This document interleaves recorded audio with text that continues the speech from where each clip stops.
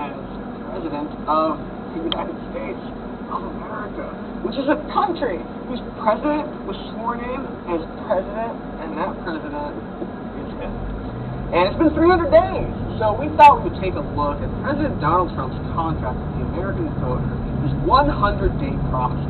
Because, as Representative Paul Ryan says, the president's new at this. So we figured we'd grade him on a curve. And sure, he's new at this was in reference to the president asking the FBI director to drop an investigation into his national security advisor, an unregistered foreign agent of Turkey. But it applies to the president generally.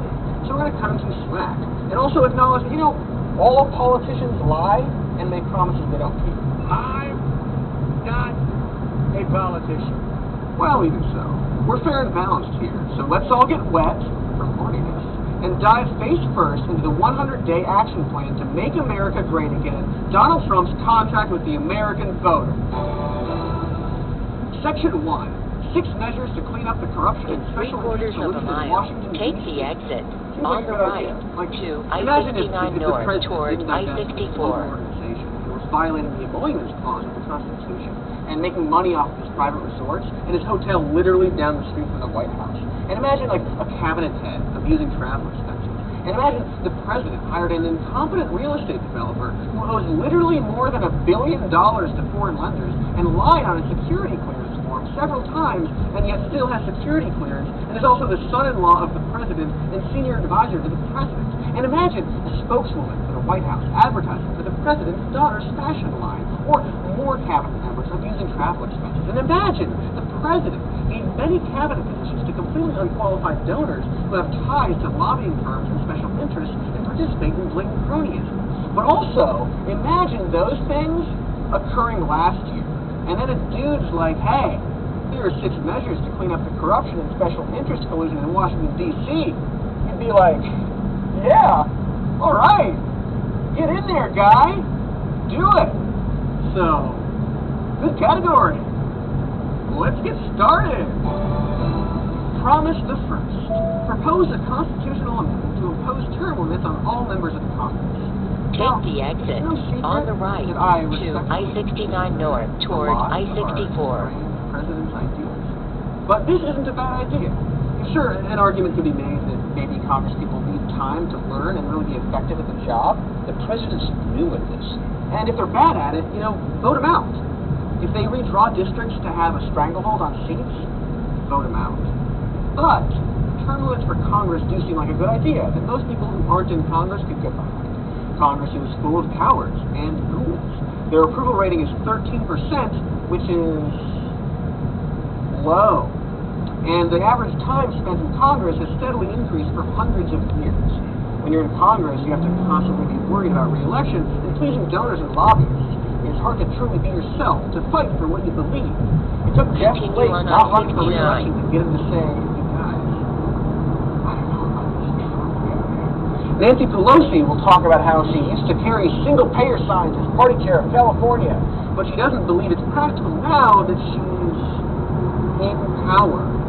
When Congress is bipartisan, they either introduce a bad idea and vote it through, like starting wars or easing banking regulations put in place after the financial crisis, or they introduce a good idea and vote it down, like rejecting an attempt to take back the war authorization given to the president after 9/11. Ever heard of it?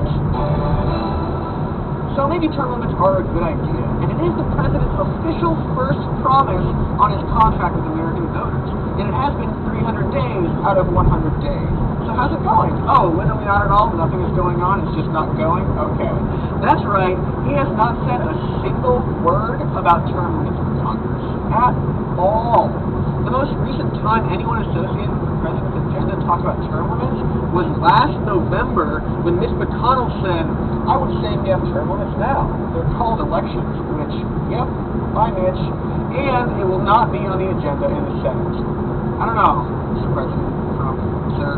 Seems pretty weak to let him push you around on your first promise. He doesn't even have a shell. You could squish him. Maybe it's just too complicated for you, because it would require a constitutional amendment. And the only person who's written up a version of such an amendment is Ted Theodore Cruz, a man who, when called by his real name, Raphael, would say, please, call me Ted. His amendment has little support but for a few Republican senators, but that may speak less of the quality of the idea or legislation and more to the fact that literally everyone in Washington, D.C. hates Ted Cruz. Cruz's amendment, which I assume is moist, calls for a maximum of 3 terms for representatives, so 6 years, which actually seems too limited, but it's okay, it's a draft. All right, what's next? 2-term limit for senators, 12 years, seems reasonable. Okay, all right, Ted, bring it home. In Section 3, which reads, no term beginning before the date of the ratification of this article shall be taken into account in determining eligibility for election or appointment under this article. You, Ted Cruz. Paul Ryan is in his 10th term. You bunch of goddamn Eddie Munster clones heading into your first day as co-managers of a bread factory. Oh, so yeah, it's a pity joke, don't you? And you know what? Real quick, new segment we'll call Penny Point Prison. Ted, in each only 2-sentence section, you use the phrase, for purposes of this section. And like, yeah, no shit, man. You're bad at writing laws. Anyway, the only time Trump has ever tweeted the words term limits was in 2015 when he retweeted a person who said the only person who shouldn't have term limits is President Trump, to which he added, cute. So, grade-wise, for this promise, I'd say C for cute. Promise the second, a hiring freeze on all federal employees to reduce federal workforce through attrition, exempting military, public safety, and public health. Now, President Trump put the 90-day hiring freeze in effect and then canceled it 10 days early because he needed to hire people to work for the government. And despite complaining about all of the positions Congress hasn't approved, he doesn't remember that he also hasn't nominated a lot of them. At his 100-day mark, even though he had fewer confirmations, he had the highest percentage of confirmations to nominations made of any president in this millennium. So, way to go! Merry Christmas!